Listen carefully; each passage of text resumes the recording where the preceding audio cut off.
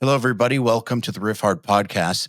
My guests today are Cory Arford and Neal Teimann, the two guitar players from the band Carnifex.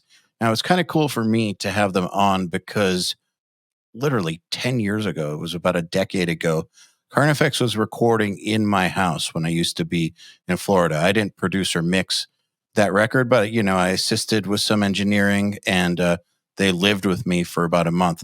So it's very cool seeing them again and talking to them again and just hearing about what it takes to stay alive in this industry. It's a big deal for a band in this genre, any genre, to be on their 9th album, which, by the way, is called Necromanteum and comes out October 6th. But to me, it's always fascinating to find out what it takes for a band to survive. Like, how do they do it? This is such a volatile industry. So much that can go wrong. The odds are stacked against you in so many different ways. What is it that the bands who actually make a living and stick it out, like, what do they have in common versus the ones who don't? It's very, very fascinating stuff to me. All right, let's get into it. All right, Cory and Neal, welcome to the RIFFHARD podcast. Yeah. Hey, what's up, man? Well, welcome back to you, Neal. Yeah. Yeah. It's only been a couple years. And a different band. Yeah. Yeah. And Cory, nice to see you again. It's been, holy shit. It's been like almost 10 years. Dude, actually, about 10 years. Yeah, it's 10 years because that was 13, right? 2013? Yeah, because, we were doing, it was what, late summer? Yes. Or summer. I know it was summertime. I don't remember if it was the middle or end. I know it was later because since the album came out in 2014. So, well, here we are 10 years later. Still doing the shit. I know. For better or for worse. So, and we're all still hanging out in studios. I know. It's like, I wonder about that. So is that like an evolution or not? That we're all still hanging out in studios? Yes. Not really. No. There's evolution within the studio, but no. Yeah, I guess you want to hope that it's reflected in the music made therein, but no. Yeah, it's something. It's something interesting to me that like I've wondered about because, like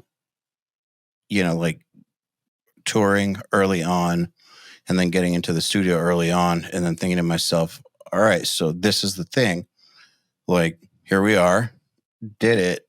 It doesn't, from here on, it's this same thing, just maybe nicer, maybe bigger, maybe a little more money, but like, this is it. Like, and it does, and I've noticed that it doesn't really change. Like same problems that as like, on the producer end of it or on the artist end of it, the same problems that you have as a local band, same problems that it goes all the way up the food chain. I've noticed. Yeah, that's actually funny because we've been to Jason's a few times. But we were setting up to do guitars just a couple days or like a day before Neal. Like it was the first day of guitars we were setting up, and I was in the Jason studio, same fucking studio. Everything's the same. Sukov? Yeah. Cool. And we plug a guitar in, and I'm like 5 feet away from the console. I'm not really near any electronics, and I play, and then there's noise. And it's like, this is our 9th album. So many studios, and then here we are. Yeah, just like you were saying, like the same problems and shit. I was just like, and so we're like sitting there spinning around, like, where can I face so it doesn't go bzzz when I palm mute? It's like, the same shit just keeps happening. There's always like new problems and little things, and maybe the gear gets better and stuff. But yeah, you're always dealing with the same kind of shit. Yeah, one of the first things that I guess I noticed, I guess when Doth got signed and we were working with Colin Richardson, that was like my first time, seeing someone amazing. And what I was realizing was, okay, same things are happening. Like you're saying, there's noise on a track, there's dead channel. He was mixing it on a Neve. The Neve died, lost 3 songs worth of recalls. Like And so that was that. We had to just go with, there were no mixed notes possible on those 3 songs, like just problems. Like, and you, back in those days, you would think that that kind of stuff only happened to local bands at the local level. I was like, no, this happens at all levels. And I think the big difference is how you deal with it. Like, because I've noticed also that at lower levels, in my experience, people would freak out and would just like consider it like, this bad thing happened. We're just roll with it, like keep it, like not fix it, like, or we're fucked, like don't know how to get out of this situation. Yep. So you guys knew to just turn the guitar. Yeah, and then I think the freak out comes from like, okay, I've paid attention, I've set everything up, this is all gonna go well, and then something doesn't go well, and you're like, I don't know what's wrong, I don't know how to fix it, and you're immediately like, well, I have no fucking clue where to start. So I'll just freak out because it's the only option. That'll fix it. Maybe that'll fix it. Yeah. Start kicking things. Maybe if I yell at the computer enough, it'll get it. Break everything and rebuild it, and then it'll work. Are either of you guys computer yellers?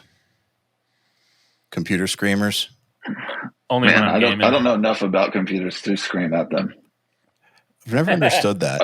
I have that I don't know. I only scream when I'm gaming. Well, fair enough, but that's something that's actually taking place.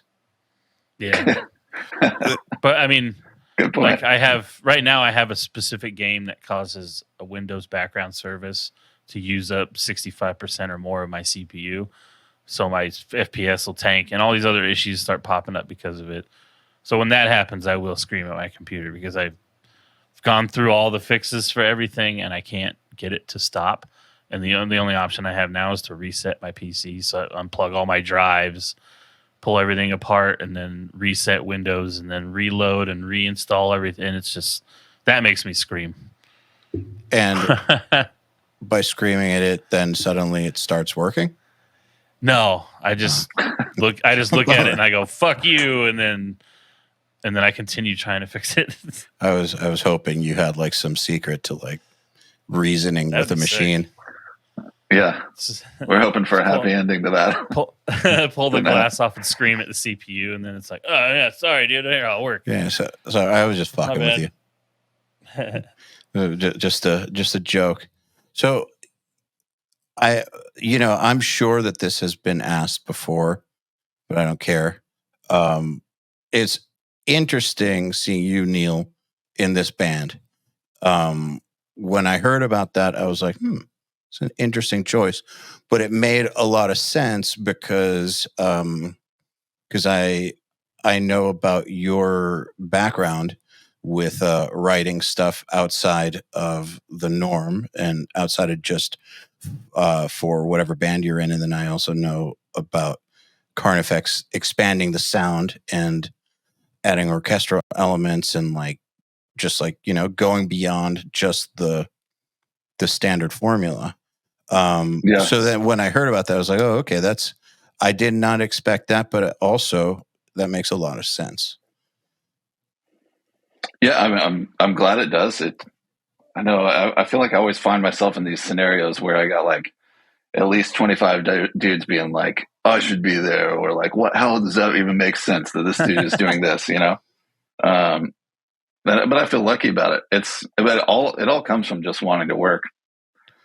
I mean, it's just me wanting to make money playing guitar, writing songs. I feel like when people say I should be there, that should be my gig. It's like that's not really up to you. No, it's not up to me either. In this case, it was up to Carnifex before I was in Carnifex. Yep. It wasn't even my choice. It's them asking me to be along. I was already like a touring member. One of the touring guys. They also had this other like rad ass guitar player named Miles, who was playing a couple tours with him. Yes, he's great. Yeah. He's a monster, man. We were both like just part of the touring stable, for them before they asked me. So it wasn't even my choice. I mean, obviously I had a choice to say yes or no, but.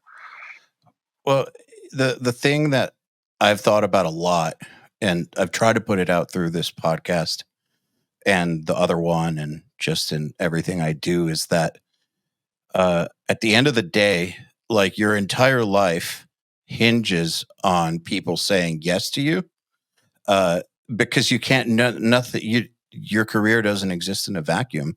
Like somebody has to say yes, whether it's musicians that want to play with you, or a producer that's going to work with you, or a label that'll sign you, or at some point, somewhere, it's out of your control who's going to say yes, whether it's yes to introduce you to that person that is going to level the thing up, yes, the manager who decides to take you on, or like, yes, the band member that makes a huge difference that decides to join. And so when I meet people who don't care about the personal relationship side of things, like, man, you are fucking up, because at the end of the day, this whole thing works because people say yes to you. Nothing works without that. I'd agree with that. Yeah. Yeah. I mean, and you're definitely missing out on certain very special relationships if you're that I don't give a fuck, I'm just going to stay in my room and do it here. Missing a lot of just fun, if any, among other things. What were you about to say, Cory? I'm in a similar boat. I mean, I came before Carnifex put out like anything that we're actually like. They had the Enclave EP, but none of those songs have been used. And Scott, like, we don't play them, and that was just an EP for just to have get the band name out and have music out. So clearly, right after that, the idea of the music changed. But I met Scott and Sean after they had played a show that I went to in San Diego. So I saw Carnifex play with the bassist that was in the band when I joined and the guitar player. So they were a 4-piece and they wanted another guitar player. But just like you said, that whole thing hinged on Scott and Sean saying yes or no to me. They invited me over to their apartment. They were like, all right, you write, so let's hear your riffs. Can you play this? Can you do that? If you want to be in the band, will you pitch in for merch? And then this and that. And then I said, yeah. And then they had like personal questions. And then they wanted just basically learn about me to see if we could gel and shit. And then they're like, all right, yeah. So, we'll let you know right now you're in. And then, we'll do a show and see just kind of how we hang out. And then, I wouldn't be here obviously I wouldn't be here if it weren't for my ability to play what they wanted to hear and stuff, but still, it was up to them to say, yeah, you're in, or no, we don't want you. And they said yes. So I'm here under the same circumstances as Neal. Yeah. It's those decisions are interesting, because I feel like the music side of it is just, tell me if you agree, but in my opinion, that part's assumed, right? If you're talking about like real bands and like real producers, if we're talking about like doing it for real, you're not going to talk to people who suck. Like, it's not, people who suck aren't going to come into the orbit as a possible band member, or session player, or someone whose studio you're going to go to. That's just, they're not going to even be in the conversation if they don't bring it musically. So I feel like that's like the bottom, I guess the baseline assumption is the music part is there. Obviously some people are better than others, but like, you got to be able to deliver that. I feel like those decisions come from the other stuff at the end of the day. Because first of all, I'm curious your opinion, but also like, I'm sure we've all seen those people who are stellar, but are impossible to get along with, or are just too stupid to like have a conversation with, or they smell fucking horrific, or whatever, whatever it is. But that, like, the music's not enough. Kind of like they say in relationships, love is not enough. Well, I mean, that's funny, because when I met Scott and Sean, they were both straight edge. I mean, Sean's still straight edge. He doesn't do anything. And obviously I was a weed smoker, and they knew that because I told them. And then it was like, all right. And Sean took me, we were going to the bank to get merch money, and they were like, all right, you're in, let's do some merch stuff. And like, let's talk about future and shit. So at the point I was kind of in before the show, but like I mean, they told me, I don't think it was really 20, but they were like, we tried out like 15 or 20 guitar players. Like, we could not find a dude to even play. And the shit that they were asking me to play was stuff Sean wrote as a budding death metal drummer and mega guitarist at the time. So I mean, it was super simple stuff, and I was able to play it unlike whatever the other people they tried out were. But then Sean was like, "All right, you can play, you can do the stuff, but how much weed do you smoke?" And he was trying to like get a gauge on, do I smoke so much that it fucks up my day and I can't fucking do anything? Am I a shithead because of it? You know, is it like a problem in my life? And you know, obviously it's not.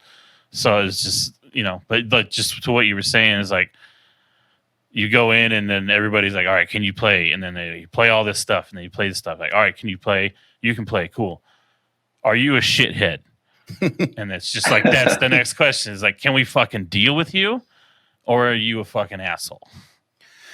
Yeah, man, because that kind of stuff, that's like, okay, so obviously, if there's no talent, then someone's not going to get better. But like, you know, you take someone who has talent, who maybe their skill isn't 100% there, but you see that like with some work, they can get there, but their personality is great.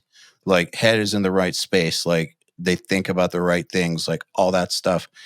That person is going to get the gig before someone else who might be like the most mind-blowing musician you've ever seen, but who is like impossible to have a conversation with, makes everybody else feel weird, has like just habits that don't jive with everyone else. Yeah.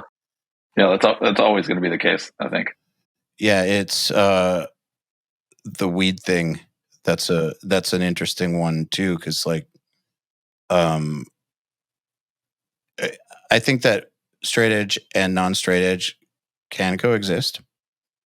Oh yeah, but we've been doing it the whole time. Yeah, exactly. It's possible, but we all know some of those weed smokers that it's a real problem with, where it kind of gets in the way of literally every single thing. Yeah. Some people smoke and they slow way down. Yeah, and like they're already slow to begin with because a lot of music stuff and strings or whatever other things are very tedious.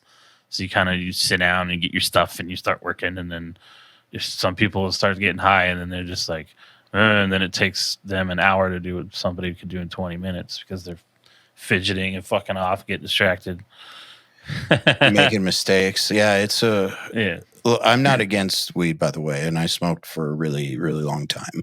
I stopped in 2020 just because I was paranoid, because I had a really bad respiratory illness like in 2009, and was like, I am not fucking tempting this shit. Like, so I just, with like COVID going around, I was like, I had the PTSD from swine flu, because that it almost killed me. So damn, I was just like, I don't really need weed in my life, but like I've noticed that in some cases it really does make a difference, like a good difference, almost to where like there's some people who it like almost like a self-medication thing, where it helps their brain work right, or it like unlocks this thing.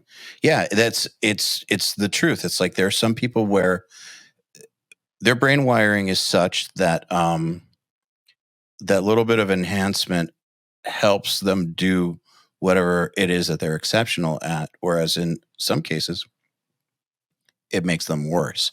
And it's important to know who you are, I think. Yeah, very important to know which column you're in. What column? Oh, yeah. Sorry, go ahead. I had a buddy that was, I'd bring my, his mom didn't like to buy him games and stuff, so I'd bring my N64 over to his house and we'd play retro stuff.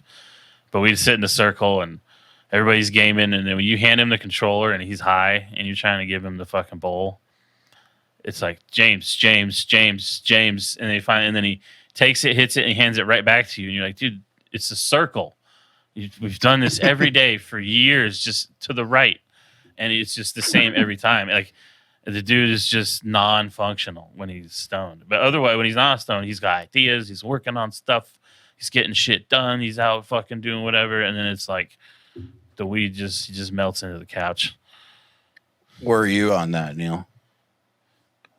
I don't smoke weed. I can't do it and do anything else. So it destroys you? Kind of yeah. I mean, I can't even tell you the last time that I tried, just because I'll give it a try every once in a while, but I'm talking every couple of years and it's still the same. It just doesn't work for me. I love getting high when I'm trying to write and stuff, because I just end up, it's easy for me to just like fall into a tunnel of thought, and like if I want to allow myself to just foof out everything else and just focus on the one thing, like, all right, I'm just gonna like make something cool today, and I'll just start by playing a riff, and then I'll hear something that sounds cool, and I'll just start like hitting it a lot, like, it sounds rad, and then it'll just kind of grow from there.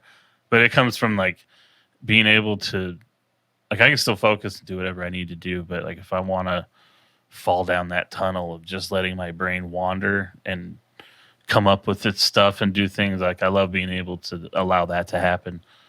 It's like almost like you are, correct me if I'm wrong, but it's almost like not entirely turning off the conscious part, but it's like your conscious brain takes a back seat and you get more into the flow, that creative flow. He's like the producer sitting back, yeah, and he's just watching the dude noodle off until something cool happens, and then when something cool happens, he goes, that was it right there. Let's work on that part, and then you go, oh, cool, okay, cool, and then you just let that grow. What's the writing process like for you? Like, is it a conscious thing, or do you also do that thing where you put your conscious brain kind of to the side?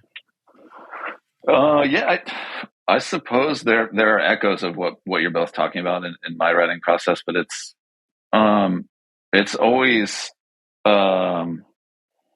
almost always comes from a sober point of just starting with a blank slate, or it will be, I get a lot of ideas like at nighttime, like middle of the night, run into my little tracking room, get the base of a riff down, and then just leave it and then start it tomorrow. I do that quite a lot. But it's not, most of the time I don't need to have like a specific focus. I feel like the harder I focus on it, the harder it is to grab. What do you mean? Like, say I really want this one thing to sound like Pantera, but faster. And I know it's going to be the next hit of the year, and I'm going to do it today. If I put all those constraints on it, I'm never going to come up with that. Now, if I just, I'm still probably just never going to come up with that. It would probably be a good cap to what I just said. But if I come up with, well, I'm just going to write today, and I did have that thing from a couple nights ago that I put on my phone, or I might have been awake enough to actually track in Pro Tools. Maybe I'll just see where that goes. Then I'm much more likely to get something that I like and something that someone else is going to like if I just see where it goes. And sometimes, of course, there are days of nothing, but I'm lucky that more often than not, I can just sit here and write. Like, it's one of my favorite things to do, which helps. It helps that I'm never begrudgingly walking into my tracking room like, fuck, I got to make that riff today. And like I said, every once in a while that I have tried that in the past, it's just been like, I can't get anything good today. You know what I've noticed about those writing exercises? So I feel like what you just said about the Pantera riff, but faster, and it's going to be the hit of the year. Like setting those constraints. I feel like that's like the writing equivalent of practicing scales or something, like, or learning a new scale pattern or some new thing that's purely technical. Like, that does help your playing, but that isn't like the way that your playing is going to be manifesting itself in the art, hopefully. But like, it's still a good thing to practice guitar and get better at guitar. How much you do it is a personal thing, but like, nothing bad ever comes from that. And I've noticed that with writing, because if you look at like traditional composition, orchestral composition, there are writing exercises like that. If you were to go get a composition degree, like, you'd have to write all kinds of stuff with really difficult constraints, and none of that is intended to be like the actual music. It's just exercises. So I've noticed that when I do that, what you just said, like these are the constraints, what I come out with isn't, it's almost never good enough to like use for anything, but I feel like it like grows my creative muscle. And then after that, like over the next week or something, I'll be able to creatively just come up with shit that has nothing to do with that. So I feel like it's like a good exercise for stimulating creativity and for getting better at writing, but not for actually writing, if that makes sense. Sure. I mean, yeah. I mean, you actually reminded me of a thing that I use as a warm up right now that came from one of those times, one of those constrained times. I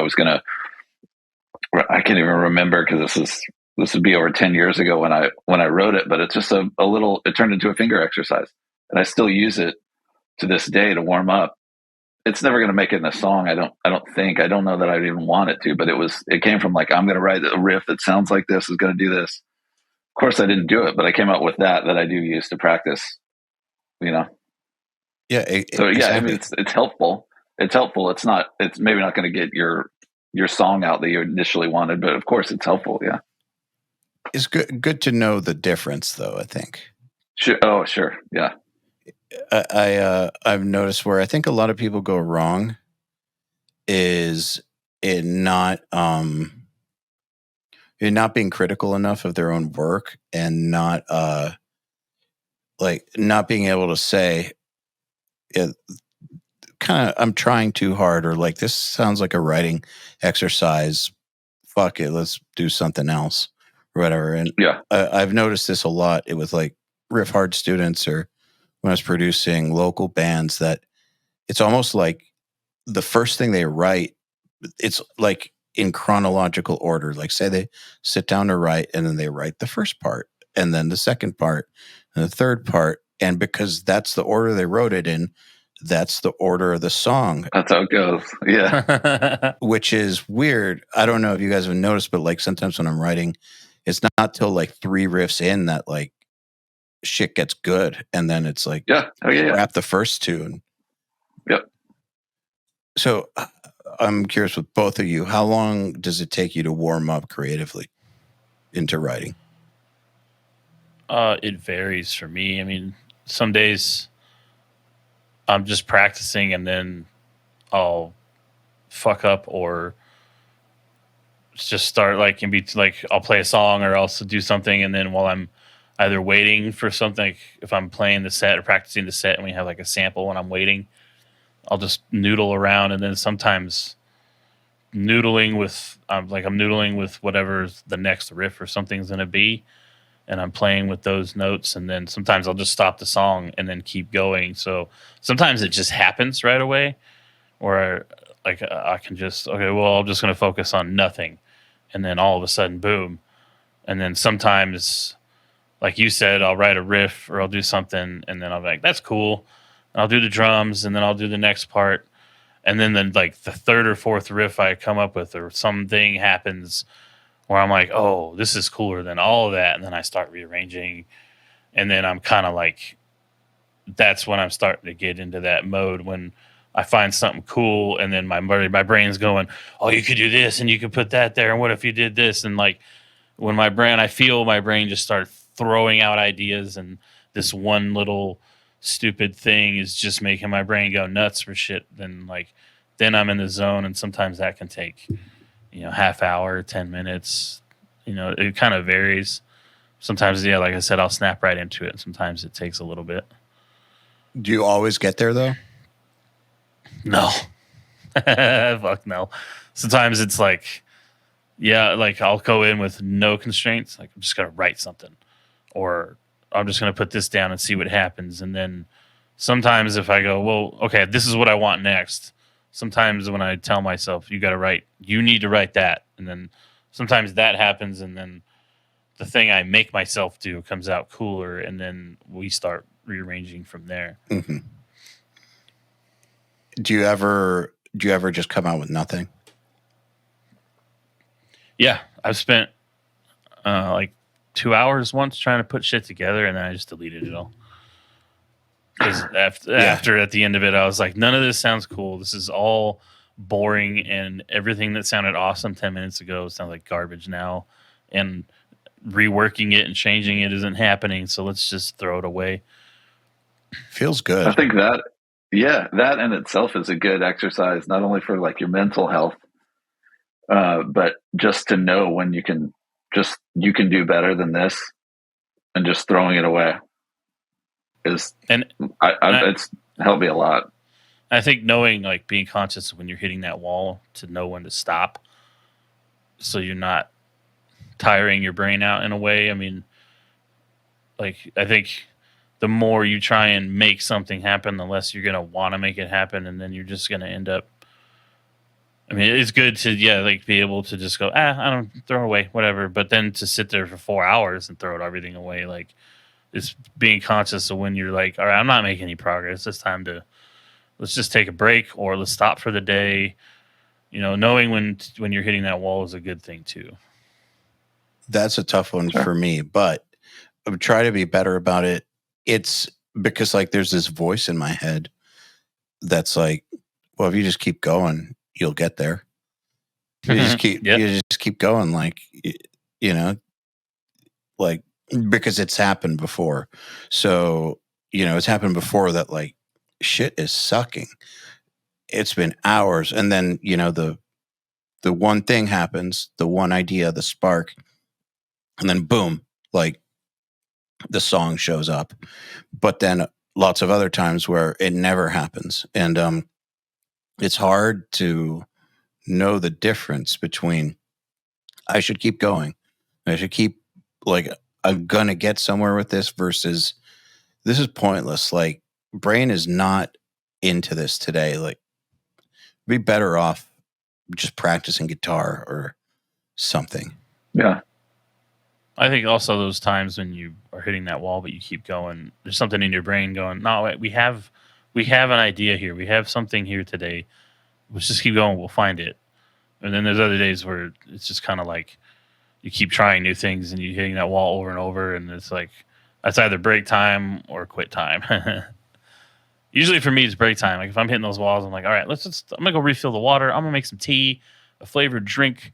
I'm gonna pack a new bowl. Like, let's kind of refresh here, and like you know, hit the F5 and refresh the web page, and let's get all these images reloaded, and let's, like, kind of like look at everything again. And sometimes I won't delete it. I'll just, like, switch over and watch some buddy stream a video game or something. Just kind of like leave that space for a minute and then try and come back.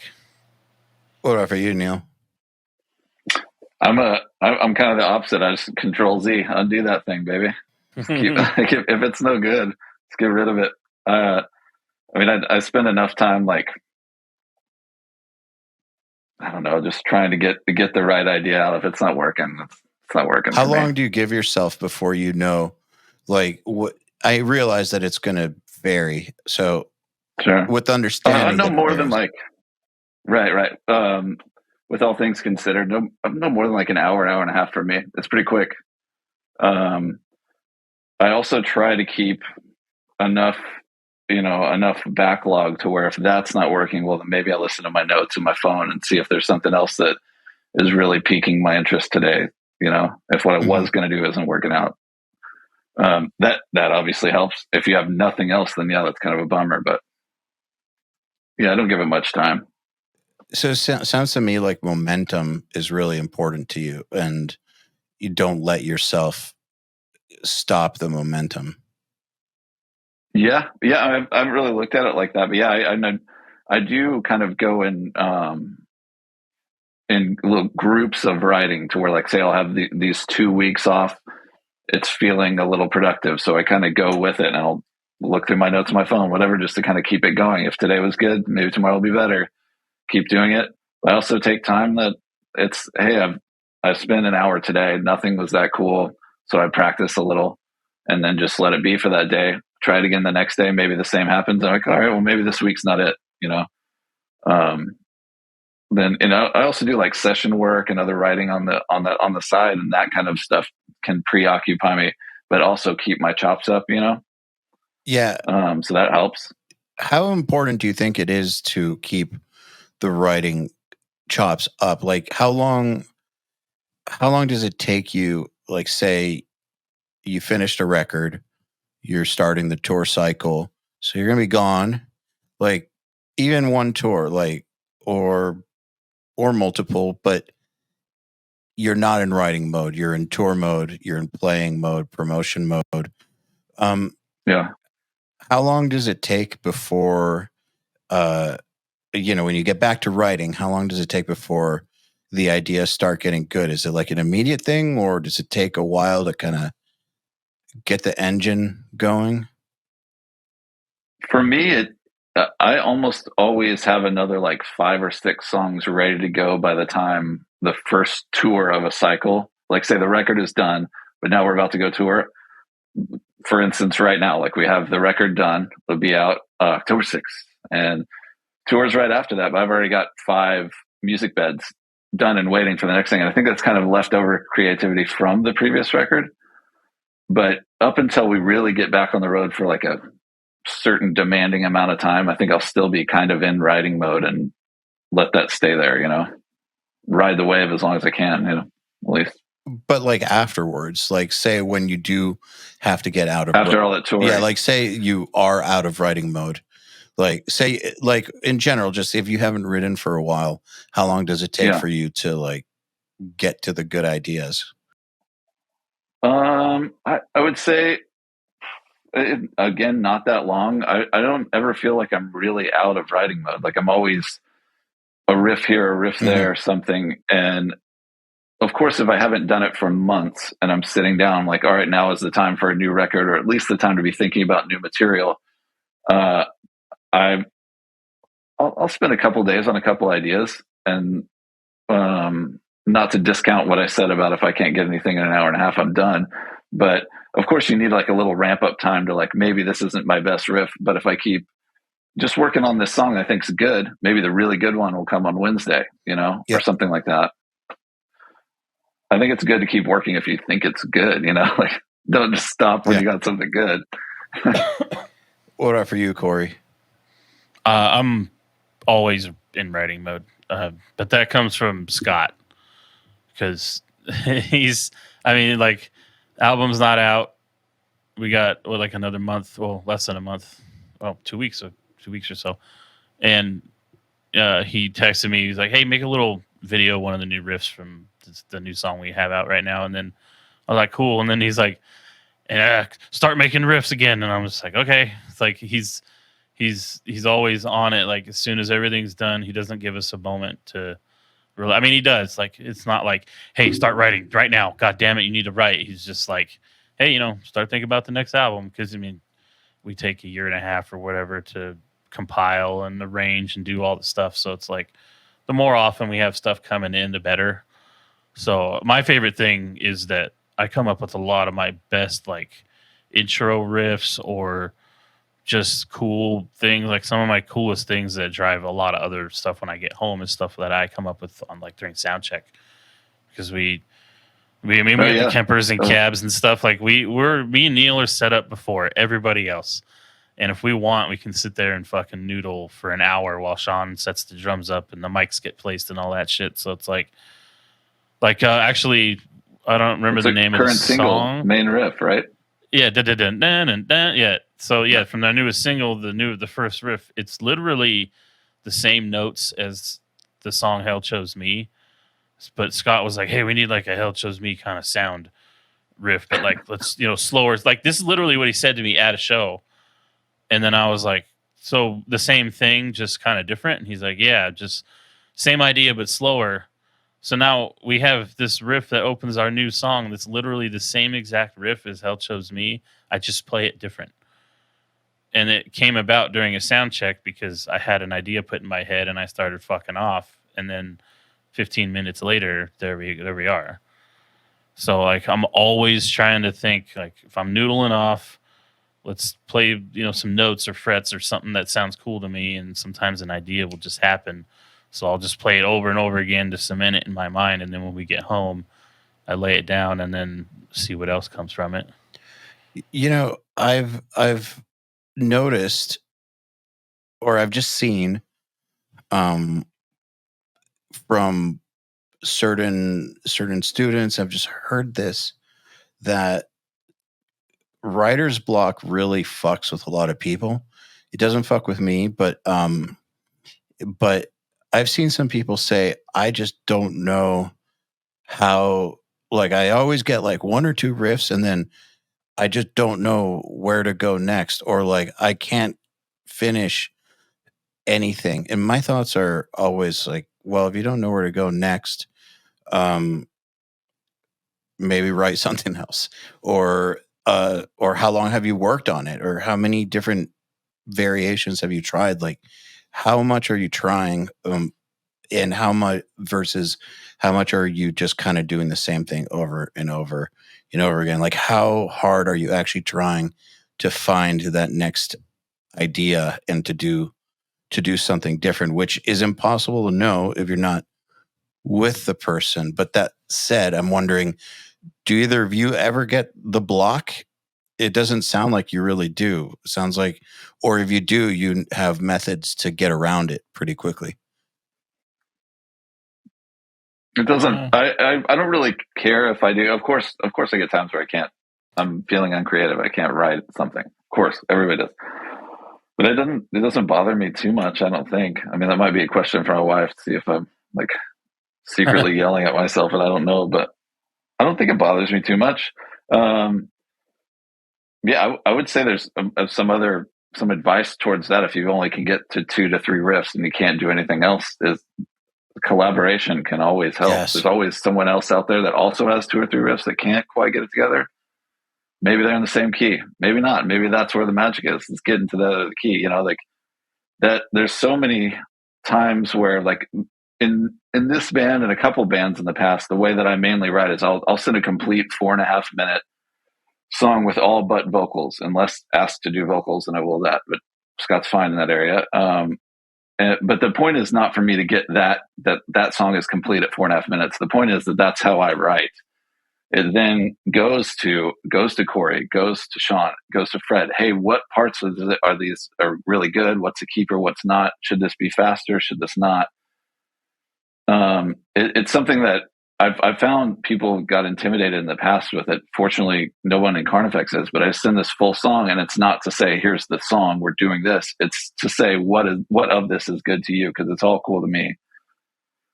And in a way that is, well, there's maybe 2 or 3 riffs in this 8 riff song, Neal, that we like. So we're going to do that. So in a way that happens to me too.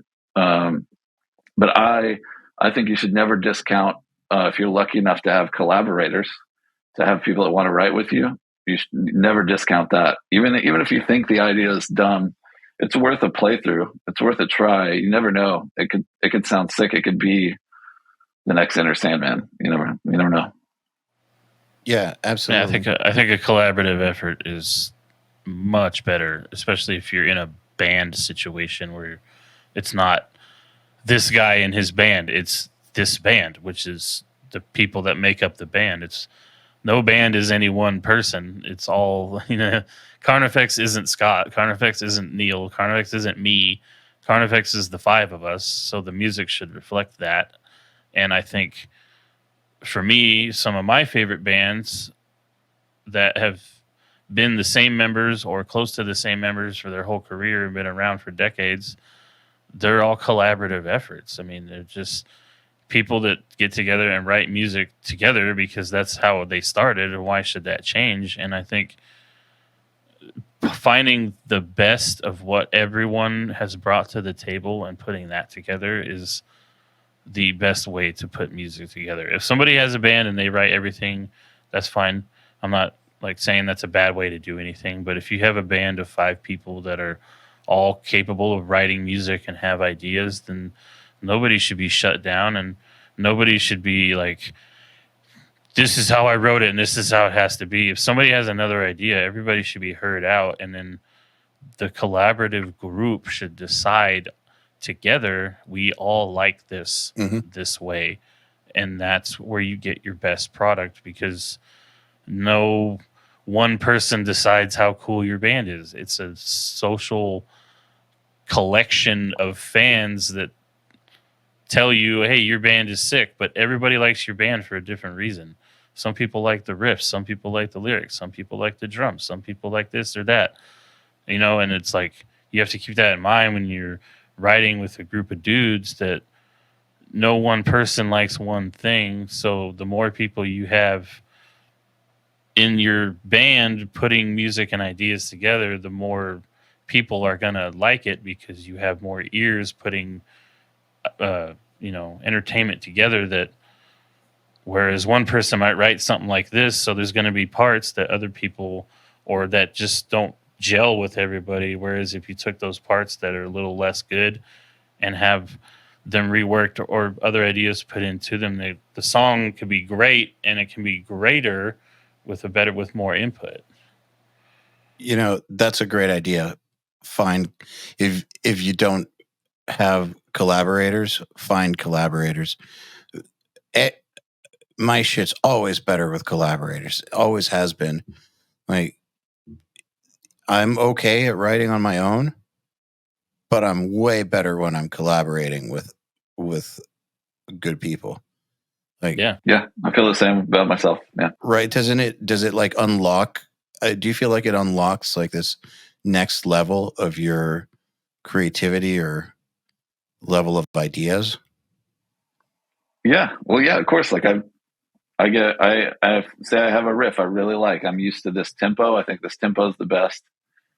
And then Sean takes it, maybe simplifies there's not one little crazy thing in it, but it's 20 BPM faster. And all of a sudden I'm like, I would have never have thought of that.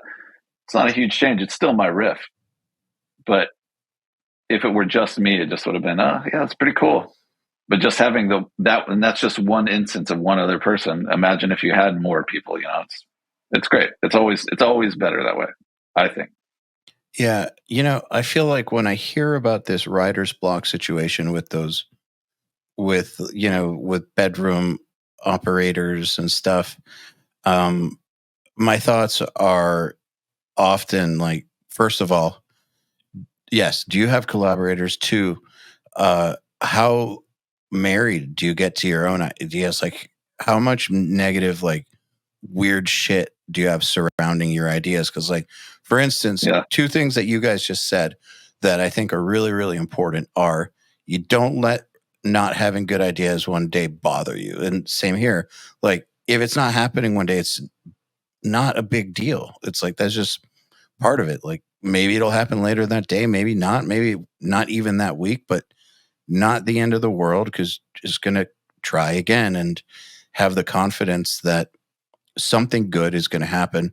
And I think if you've done it enough, you kind of know too that, like, if you do it enough over a period of days or weeks, you're going to get to something good. Like, it's going to happen. So it's done it before, you can do it again.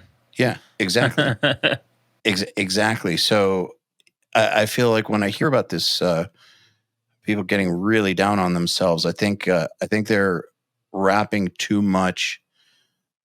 There's like too much wrapped up with it, like too much negativity, and too many weird expectations, and not enough positive influence from other people. You need to let go and just accept that some shit you write is going to suck, and that having other people involved will make it better, generally.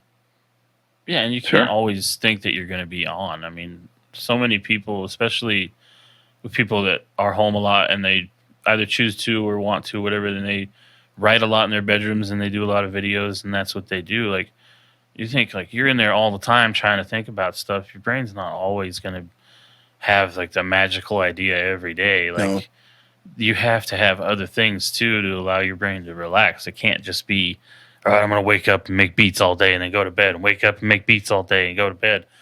Like, you're going to get burnt out. Whether you notice it or not, it's going to happen. And when you're not able to think of it, and that's your brain going, let's fucking take a break for a minute here. Let's step back, do something else for one day. Just, if it's not working, just let it go. Fucking go play video games. Go whatever else you like to do. Fucking take a day and do it. Just get away, because when you come back fresh, You're not going to be thinking about everything else that you have written yesterday and all the stuff you've been working on all week. Like, there's a possibility you can come back and not think about that at all, and not even think about the writer's block. You just come back fresh and just like, new idea. Let's just fucking, all right, blank slate. Let's fucking, bleh.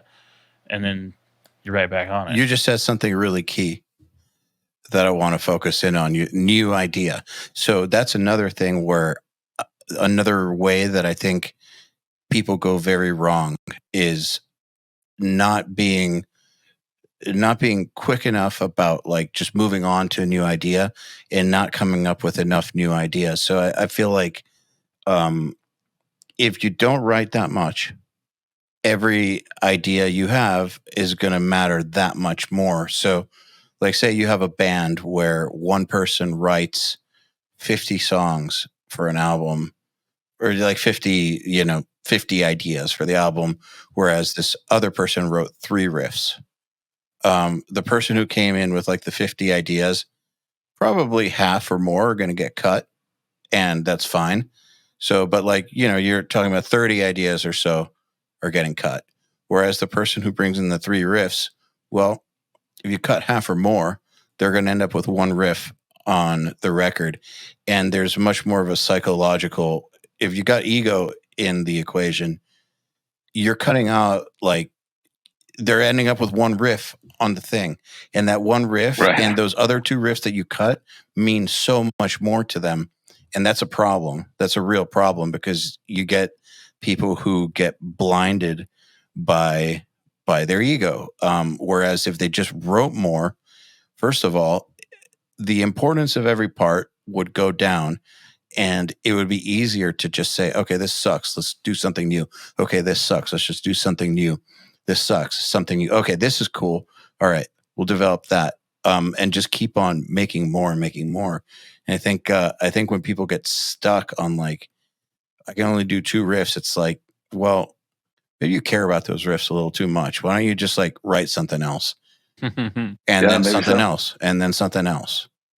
That's where the collaborative thing comes in too. Like, that's what's great about this situation with Carnifex, is that if I can only come up with 2 riffs and they're fucking awesome, but I can't really think of anything else, I can just put those 2 riffs in our collective riff bank, and Sean can write, Neal can write, Fred can even write, Scott writes with his head. I mean, Scott can play guitar a little, but he hears a lot of riffs in his head. So there's some really old tracks of ours that, like a couple breakdowns that Scott actually wrote in his head. And then he was like, hey, so after this part, we have like a sample, and then I want like a breakdown that kind of goes like this. And then he just hums it, and then we make it up.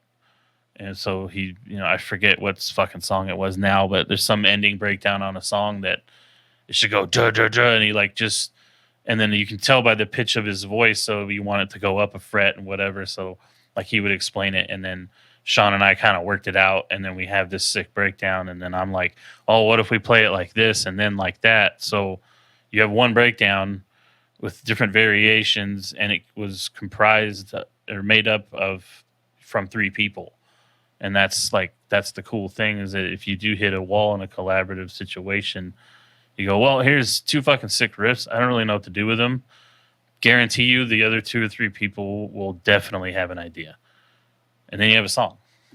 Tell me about this riff bank. Is that like a philosophical thing, or do you actually have like a riff bank? Now we have a bank. So we have the Dropbox, and then we have like a file, and then there's like a file with like the stuff, all the songs and things that Neal wrote, and then there's a file with stuff that I wrote. And then file is in like a DAW session, or like no, a folder? It's just like what I'll do for Sean. What's that? Yeah, so I'll bounce them down. Yeah, so I'll do like, to get my idea and what I'm hearing in my head and what I feel across, I'll program some simple drums and then put some bass if I have an easy idea for it, so that you have like a whole thing. But then I also just send the guitars, and then Sean can make the drums, and then they can also connect other guitars. And what I do is I track the DI and then a wet, so Sean can take the DI and put it in, and that way the tone he's using to comprise the riffs on his end, he can throw my riffs into any song, and it'll be the same tone because he has the DI. So that's kind of how we do it. We have our folders in Dropbox, and we just, if you have a whole song, you put it in there. If you have a couple riffs, you put it in there. And then you let everybody know, hey, I got some riffs, check them out. And then people listen. And that's kind of just how we've always done it. Just now we have the technology to actually do that. Whereas before I'd have to write a bunch of riffs down, then go over to Sean's and then play them all for him and then track it with him. But now we can actually do that shit, which is super helpful. Okay, let's talk about that a little bit because first of all, I'm very fascinated by how multiple writers in a band coordinate this stuff and organize this stuff, just because I have multiple writers in my band, but I also know that lots of the listeners are always trying to get better at this particular thing. So a few questions I have are, do you have a naming scheme for what you put in the folder? I don't. I mean, what's that? You mean, does each song have a name? Is that what no, like a naming scheme, like for instance, name /BPM /date or something, or like it, or is it just idea one? Yeah, I do. I mean, all my stuff just says, it will say like NFT, CFX, whatever record we're doing, which for me will be 2 will be the next one, right? And then I do the date and BPM at the end. Okay, so but that's how I do with everything. All the information you need basically is in the title. Yes. Yeah. I used to just, I have a weird thing where when we were writing back in the day before we had money for computers and we didn't have any things, we would name the riffs so we could remember them and like, okay, what riff is next? Oh, Whale in a Box or whatever. Something stupid. So I've adopted that. I'm not doing it now because Sean asked me to stop. He just asked me to number. He's like, can you just number it? Because I don't really know where I'm at sometimes. But yeah, so you're a Whale in a Box, dude. Yeah, some stupid fucking name. You know, let's get fucked up. Yeah, let's get Sproingy, blah, blah, blah, BPM, something, whatever. But yeah, now I'm just going to start numbering. But yeah, we just kind of number it and then put the BPM. And then that way Sean knows. But it's kind of like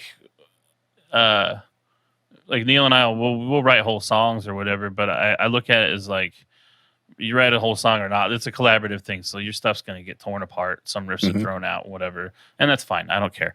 But the cool thing is it's kind of like all of us just produce riffs and shit. And then Sean and Scott sit down together usually. And then Scott's sort of like our in-house band producer in a way, since he doesn't usually have like riffs or music, but he has a great ear for like, and good ideas for how to put stuff together and shit. So Sean will start arranging stuff, yeah. And then Scott will be like, oh, what if we did this here and that there? So Sean will kind of put that stuff in and then create some things. And then we'll have like a song budding. And then that'll go back into the Dropbox. And then we all listen to it and go, oh, I have an idea for this. I have an idea for that. I'll track it and send it over. And then we start just kind of, it just ends up like a puzzle. So all the riffs are pieces and we're just trying to move them around until we're all happy. Once everybody says, I like how this is, then we have a song.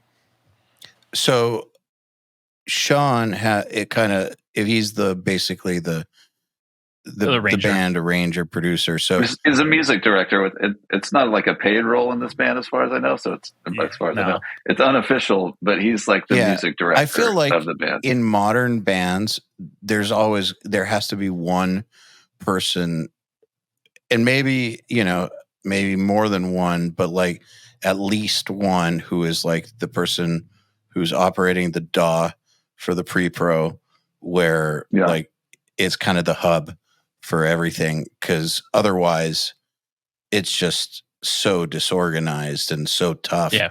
Then it's going to be up to the producer to like figure out what the hell's going on.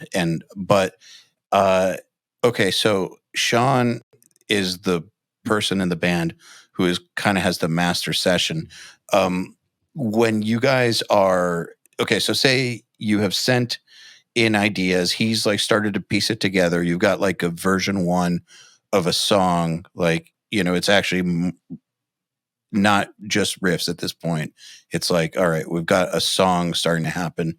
At that point, do you get like a session from him that you can work with, or like, how do you make sure that your ideas that you work on for that song from that point forward, like you don't get versioning errors, that you're working on the right stuff? Like, you know what I mean? Like, because if like say everyone has a DAW and it's like, okay, so we have this version of this song, and then this person's working in their DAW on the song, and then this other person's working in their DAW on the song. And like I'm asking because I've been in the studio before with bands that try to do this and they're totally fucking disorganized. And then you end up with like the lead guitar player is writing a solo in the same spot where the vocalist is writing some 5-part harmony, and which happened on this record. Exactly. So how do you prevent, like, how do you guys work around this kind of stuff? So at least from my perspective, the way that this has happened for me is, say I send in my riffs, it starts getting put together, like we're actually getting a song, like you're saying, we're getting to there. Sean will then start a new Dropbox that is just like, this is the working version of this song. And then say there's a part that, like, I just really don't like this one riff. Say, like, Cory's just sending this shit riff and I don't want it.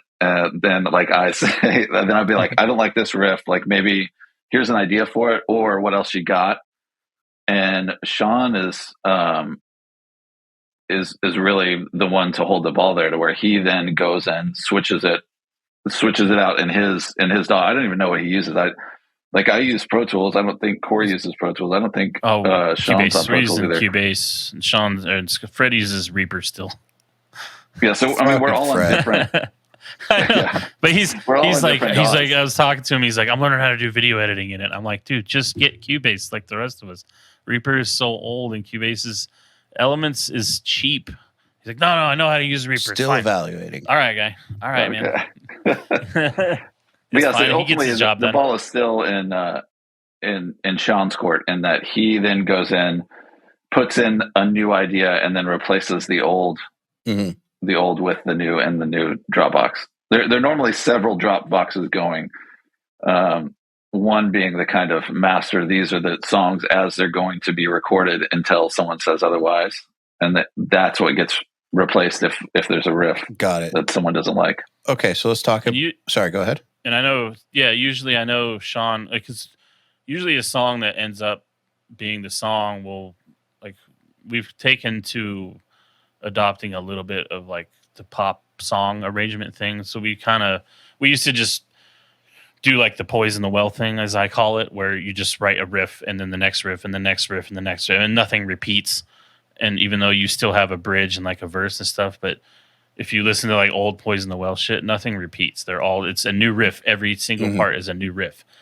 So the old Carnifex, that's what we were doing. And then we were like, because we're always trying to like add stuff and change and innovate, or not innovate, but I guess grow and you know, just not every album be exactly the same. You know, we always want to try and incorporate something new. So the last 5 records we've taken to repeating things, which we didn't used to do back in the day. So now I know, because of repeating things, that there are riffs that maybe everyone or Sean and Scott like, but this riff was better.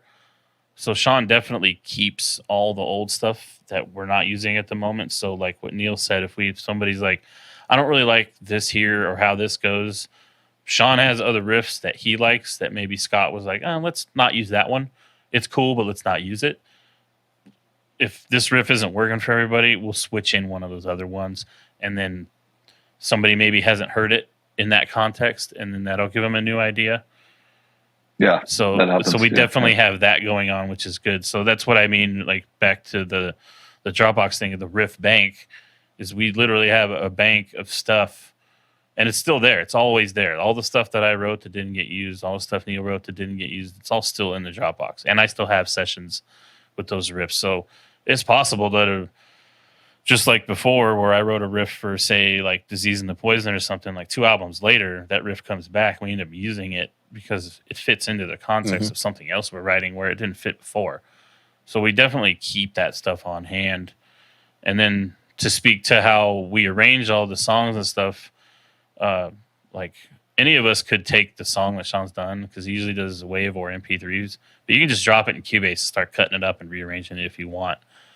But to keep it simple, most of us just we'll listen to the song and then we'll put it in the group chat like, hey, the new song's cool, but at this time marker, let's say minute 23 to minute 48 or whatever, I'm not really into that bit. And then you can be like, I don't really have an idea yet. I just don't really like how it's gelling in my head. And then that can just go out and we'll discuss it, and nobody freaks out and nobody has a thing. It's just like, all right, somebody's not really into it. Let's see if we can make it better. Does anybody have any ideas? You know, and it's like, it's just, that's kind of how we roll that shit. Do you ever have a situation where you have a vision for a part, but the demo version is not quite representing it, and so someone doesn't quite like it the way it is, but it's one of those like, kind of got to trust me because this is not what it's going to be like. Like how does that conversation go when, like, because you know, if you got to hold your, or if someone doesn't like something, do you immediately just drop it, or like say that, yeah, the demo is not representative of where you know it's going to be with a little bit more development? Like, what's the process of like holding ground on something versus being like, okay, scrap it, we'll put something else? I mean, that shit used to be an argument. It used to just be like, oh, you're changing that? No way, dude. I like it this way. It needs to stay that way. And this guy agrees with me. That's and you're wrong. I mean, that's kind of like, it used to be arguments. I mean, me and Sean back in the day were like, you know, we have our ideas, we have a way things go, and then when you write it down, you're like, man, that's so fucking sick. And you do get a little attached to some things. You're like, man, that's cool, and you worked on it. Maybe you didn't work on it for hours, but you worked on it, and it's kind of like your little baby. And you're just like, sometimes you think, man, this sounds so fucking awesome. These dudes are gonna love this. And then you give it to them, and they take like a little tiny piece of it and go, that little part was fucking awesome. We're gonna put that in the song, and the rest of it's gone. And now you just kind of have to go, well, if I'm the only one that likes it that way, then I'm wrong. Yep. And you just gotta, you just brush it off and you let it go, because you look at the big picture is like, yeah, you think it's fucking rad because you wrote it, and maybe it is rad, but when 4 other people are hearing it and you're all in the same mindset and you're all in the same band, and 4 people hear it and go, yeah, it was cool, but this part was the coolest and the rest of it was so we're just gonna work around this sick piece. Do you have anything else? You just kind of have to work with that. I think that's because you're not going to get anywhere going, just it has to be that way. Like, you're not going to get anywhere. You're just going to piss everyone off. And then the reverse action is that more times than not, we'll just throw the whole fucking thing away. If you're going to be like that about it, we'll just get rid of it, and then the problem's gone. Now you don't have anything to bitch about. Yeah, it's it is a good thing though. Like, to, you know, I think it's important that you trust the people you work with, right? If you trust their tastes and you trust them musically, then if all of them are saying, hey, this part, about this part, then I think it's a lot easier to say, okay, maybe I'm wrong and they're right. If you don't trust them musically, then it's a lot harder to accept that, I think. Yeah. I've been in both the scenarios you just talked about. It is in Carnifex. I trust everybody. Like, I could just take Cory, for instance. If I sent something to Cory's like, I trust him enough to where my ego is not going to be like, no, listen again. But did you hear the thing I did? No, pay attention at this mark. Good.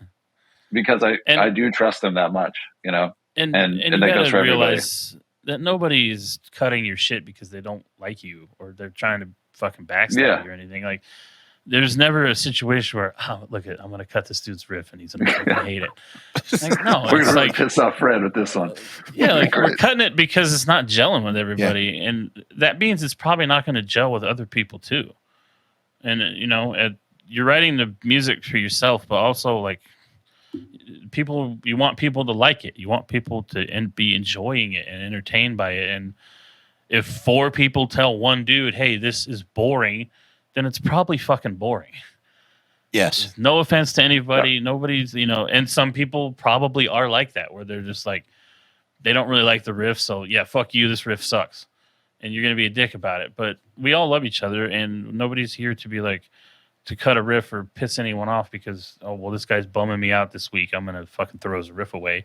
Like, that's no way crazy. To work. You're not, I'm so happy that it's not the situation. Like, I love that not only can I let go of that shit, but everybody else can too, where if somebody makes a change because the majority of the group says, hey, this is better, it's better. Just go with it, learn it, accept it, see it, try to see it the way they see it. And if you can't, then you can't. But, you have to kind of go with more people like it this way than not. I just had that happen with the track sequence on the new Doth record, where I had it in my head that there's a certain opener. Like, it just, in my head, it made sense. And her vocalist just didn't see that. And I was like, I'm right. Sean's just the problem. Yeah, Sean. Well, I was like, yeah, Sean, you're wrong. But like, he was holding ground. So he was like, ask the other guys, let's make a poll. And it turned out that it was 5 against 1, me. Like, they all, they didn't like Sean's order, but they definitely didn't like my order. So it was like, and at first I felt that feeling of like, you're all wrong. And then it's like, wait a second. These dudes are fucking awesome. Like, I love these guys. And like, they're some of my favorite musicians on earth. Like, maybe I should just listen to them. Like, forget my idea of the album order. Let's come up with a new one. And like, it's okay. But only because I do feel that way about them. It's also definitely okay to be like, yeah, I'm fine with changing it. I still think I prefer it the other way. You can voice like, this is how I feel about it, but you can't start an argument about it. It has to just be like, I like to voice that like, okay, let's change it. Let's fucking see if we can have something cool, new, different, better. But I'm still going to say I like it this way. So if it doesn't work out, can we try it this way and maybe add to it, blah, blah, blah. And if it doesn't work out, then we go back and try it. And if that doesn't work out, then you scrap it, you just move on. But eventually, if you're able to let go of that shit and work with everybody, the end product is going to be better anyways. Yeah. And that even overlaps into other parts of the business, like touring. Cory, if you remember, we were talking about some tour plans for next year. And I disagreed with what we wanted to do, but everybody else voted yay for it. So it's okay. Yeah. Well, if everybody else thinks this is the decision, then this is the decision. And I of course was like, well, I want to go on record saying that I disagree. Yeah. But of course I'm doing this because we're deciding and we're a collective business, And there was also the moment where I believe me or Fred or somebody, like, we agreed with you. Like, I was actually on board with, let's wait and try to do the other thing.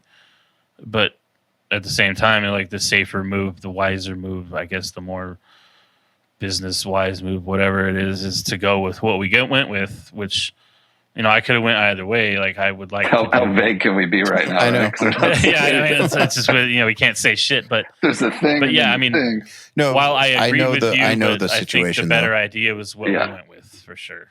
And I would have rather handled it the other way, but we got to do what's best for the business as well as everything else. Yeah, what's that? We got more vague news today that it might just be even better. So. Well, it's one of those things where, like, what I said, I know this situation. I actually don't know yours. I just have been in this situation before where it's like you have to make a decision, and at the end of the day, you don't actually know which one's the right decision with these things. Like, it's all a crapshoot. And so people are going to have their opinions, and everyone is trying to do the best thing for the project. So whether or not you guys are on the same page about that particular decision, again, it comes back to trusting the people you're with. Like, do you trust that their intentions are it for the good of the project? So, like, if you trust that their intentions are in the right place, then, they have the opinion they have for a reason, and then at the end of the day, you just got to accept it and make a decision and just go with it, because nobody actually knows if it's a good idea. And that's why we don't have any internal fights about anything like merch or logistic things or any of that, because for pretty much since day one, I mean, Scott kind of handles all that stuff, and he'll hand out other tasks to people if he's busy or whatever. But for the most part, Scott does the merch. He sets up buses and all the stuff and deals with all the people and emails, and we all just trust him because we know that he's not there lining up shit to make his life better. He's trying to make the band's life better. Mm-hmm. He's not there doing emails and calls so that Scott can get ahead. He's doing it so Carnifex can get ahead. So we all trust that business side, music side, that everybody has the band and the people's best interest. And not even just the five of us, our crew too. I mean, Sean's wife does our merch. Our good friend Mike does our lighting. Like, they're our friends. They're not just people that we found touring and went, oh, well, this guy can work for us. Like, they're people we love and care about. So we trust that everybody's decision benefits all the people involved, not just the band, but everyone else too. Sounds like there's good communication all around. Oh yeah, everybody kind of has their job, and we all, everybody. There was never a meeting sitting down. Oh, this guy does this guy does that. Like, everybody participates. Everybody offers their time. Everybody offers assistance. Everybody, if somebody's like, I'm having trouble doing this, somebody steps up, and I think I have an idea for this or that or whatever. And, it just makes sense. And I think that's why we all get along, is we all get it.